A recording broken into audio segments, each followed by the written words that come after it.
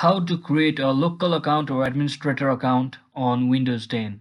So hello guys, if you are also using Windows 10, then what you can do is just simply search in for control panel at the search button, and from over here just click on this users accounts option, and from over here what you can do is just click on change manage another account, and you can see there's the option to add a new user in PC settings. So simply click on it, and once you're on this screen simply click on this option, which is the adding someone else on your PC.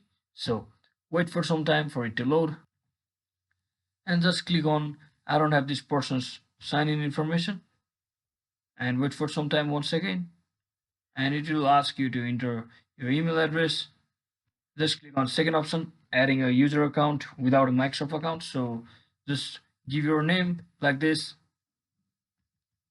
and once you do that, just enter your password and just re-enter your password just like this.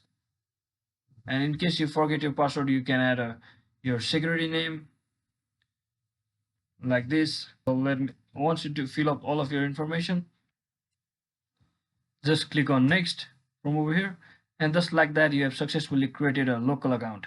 And to change it to the account type to administrator, you can also simply click on it and just head over to here and just select the administrator and hit the OK button, and just like that you have successfully created your user local account or administrator account. So hope this video was helpful guys. If it was, don't forget to like and subscribe to the channel. See you on the next one.